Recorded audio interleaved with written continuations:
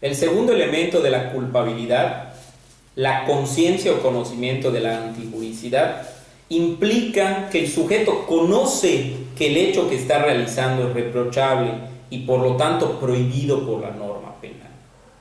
Ya acreditamos nosotros dentro de la culpabilidad que la persona que cometió el hecho delictivo es imputable, es decir, que comprendió el acto que realiza. Ahora, el segundo elemento de la culpabilidad es que esa persona que realizó el acto y que comprendió este acto tenga la conciencia y el conocimiento que ese acto que realizó es antijurídico, es decir, que es contrario a derecho. ¿Qué elementos tiene este conocimiento de antijuricidad? La doctrina mayoritaria nos da 3 elementos de esta conciencia. El primero de ellos es la comprensión de la ilicitud del hecho, no en sentido técnico, jurídico, sino en la valoración propia. Es decir, la persona debe conocer que el hecho que realizó es contrario a derecho, pero no debe conocer todos los elementos del hecho, sino debe tener un conocimiento en sentido lego, nada más algo que es lógico para él. El segundo elemento dice que no requiere ni el conocimiento de la punibilidad ni el conocimiento de la prescripción legal que contiene la prohibición. Es decir, la persona que comete ese hecho delictivo no debe o no se le debe exigir el conocimiento de cuánta pena debe tener o, en su caso, qué artículo lo establece del Código Penal local o federal, por así decirlo. No debemos exigirle en esa conciencia de antijuricidad un conocimiento técnico jurídico, ya que pues normalmente en la gran mayoría de los casos los que realizan una conducta delictiva pues no son abogados. Por lo tanto, el exigirles un conocimiento técnico pues haría que todas las personas que cometen un hecho pues saldrían en libertad al no acreditarse este elemento de la culpabilidad. Y el tercero requiere del conocimiento actual de la contradicción precisamente referido a aquella norma cuya lesión se reprocha al autor. Es decir, que el conocimiento que tenga de esa conducta sea una contradicción a la propia norma actual. No podemos nosotros exigirle una contravención a una norma pues, que ya no esté vigente en estos momentos. Si el sujeto desconoce la antijuricidad de su hacer, se dice que actúa bajo un error de prohibición. Como lo dice el nombre, el error de prohibición es que la persona desconocía que el hecho que realizó es contrario a la norma, que es antijurídico. Esto lo toma el artículo 21, fracción tercera del apartado C de nuestro Código Penal de Yucatán, en donde establece que el error de prohibición se da cuando la gente realice una acción o una omisión bajo un error invencible respecto de la ilicitud de la conducta, ya sea porque el sujeto desconozca de la existencia de la ley o su alcance o porque cree que está justificada su conducta. De la lectura de este precepto del Código Punitivo podemos nosotros establecer que el error de prohibición se divide en dos. Un error de prohibición en donde establece el desconocimiento de la ley y el desconocimiento del alcance de la ley, que la doctrina mayoritaria llama error de prohibición directo. Y el que impacta en cuando el autor cree que su comportamiento está justificado, es decir, cae dentro de una causa de justificación, a esto se le llama un error de prohibición indirecto.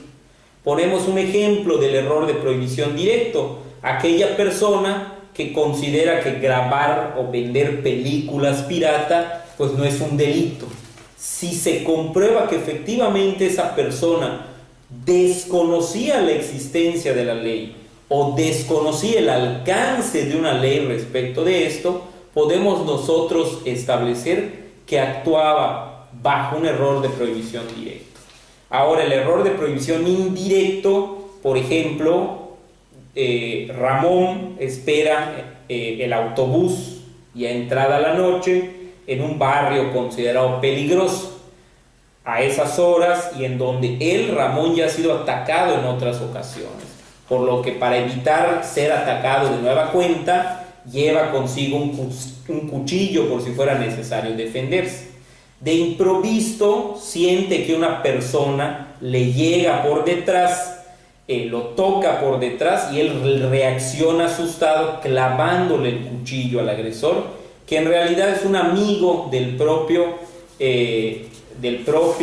Ramón, que quería jugarle una broma, ¿no? Aquí se dice que Ramón actúa bajo un error de prohibición indirecto porque consideraba que estaba bajo una legítima defensa, es decir, una causa de justificación, y posiblemente, siendo imputable, no se le pueda imputar o reprochar la conducta que realiza al matar a su amigo René, porque él consideraba que actúa bajo una causa de justificación. El error de prohibición, para explicarlo de la manera más fácil, implica una ignorancia a la ley. Y nos dice la doctrina, si el Estado no propicia el conocimiento de la ley en los gobernados, pues no le puede obligar a una persona a que responda por esa ignorancia que genera el propio Estado. Es por esto que esta ignorancia de la propia ley puede también acreditarse mediante dictámenes periciales, por ejemplo, un estudio social de la persona, su entorno en donde vive, para ver si esta persona realmente podía desconocer la existencia de una ley o el alcance de la misma, o en caso contrario, actuaba, según los hechos, creyendo que actuaba bajo una causa de justificación, como en el ejemplo antes proporcionado.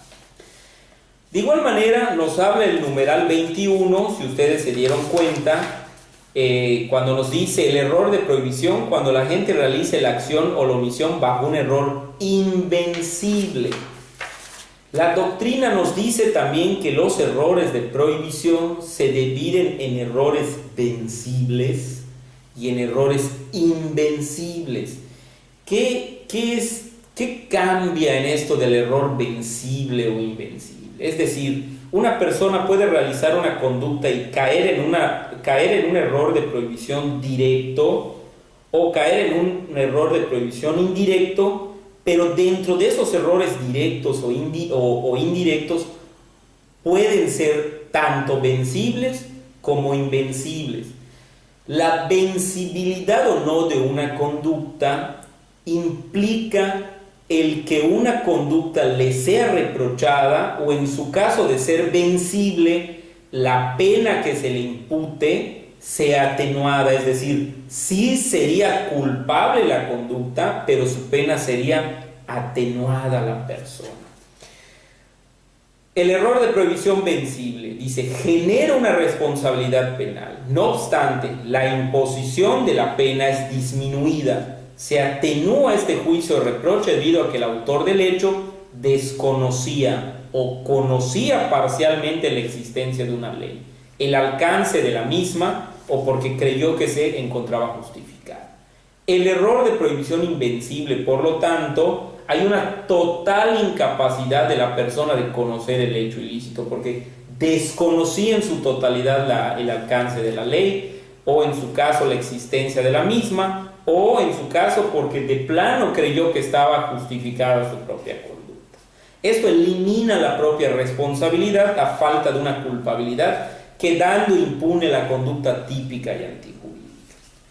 Un ejemplo de esto sería el caso de Demetrio, que acude a una zona militar con la finalidad de registrar un arma de fuego de uso exclusivo del ejército. En este caso, Demetrio, podemos decir que actúa movido por un error de prohibición respecto al alcance de la ley, pues de haber sabido que esa aportación de dicha arma no se permitía a los particulares, no habría intentado registrarla, por lo que evidencia que creía que realizaba un comportamiento apegado al ordenamiento jurídico. ¿Cómo acreditar que efectivamente Demetrio sabía o no sabía que esa arma era prohibida o uso exclusivo del ejército? Habría que determinar si realmente él desconocía el alcance de la ley respecto pues al entorno que vivía, ¿no? Si vive en una serranía, alejado de la ciudad, en donde no tenía acceso a la televisión, no tenía acceso al internet, a la radio, etcétera, etcétera, ¿no? Cosas que le imposibilitaron realmente a él conocer la ley o el alcance de la propia ley. Ahora, ¿cómo podemos determinar nosotros la vencibilidad de una conducta? Y hablamos que se puede atenuar una pena si el error de prohibición es vencible o eliminar la responsabilidad si es invencible. ¿Cómo podemos determinar esto? Klaus Roxin nos da 3 criterios para determinar la vencibilidad del error. Algo complicado, pero él nos da realmente algunos criterios, la doctrina, y quiero que entiendan esto, que realmente todas estas teorías no son teorías ya aterrizadas, sino que todavía hasta estas fechas se siguen discutiendo, ¿no? Pero este autor alemán nos da estos 3 criterios para determinar la vencibilidad del error. Dice, en sentido jurídico, un error de prohibición no solo es invencible cuando la formación de dudas era materialmente imposible, sino también cuando el sujeto poseía razones sensatas para suponer el carácter permitido de su hecho, de modo que la actitud hacia el derecho que se manifiesta en su error no precisa sanción. Él nos da 3 puntos. El primero nos dice el motivo para reflexionar o informarse acerca de la antijuridicidad. La medida de esfuerzos para cerciorarse acerca de la antijuridicidad y cuando los esfuerzos suficientes hubiesen posibilitado el acceso a la antijuridicidad. Nos dice, si no se dan estos, el error es invencible. Es decir, la persona le era materialmente imposible conocer que ese hecho que realizó era contrario a una norma o en su caso estaba justificada su conducta. Pongamos un ejemplo, el caso de quien adquiere, por ejemplo, un vehículo seminuevo en una agencia oficial de la Volkswagen o de la Nissan sin comprobar que previamente no tenía un reporte de robo y resulta que tenía robo. La persona, pues al comprar este vehículo seminuevo en una agencia oficial del que vende auto, pues nunca se va a imaginar que este auto es robado, ¿no? Y aún así resultó que sí era robado. Esta persona actuaba bajo un error de prohibición. ¿Por qué? Porque desconocía también el alcance permitido de este hecho. Este es en el caso del elemento de la conciencia de la antijuridicidad y su parte negativa, que es el error de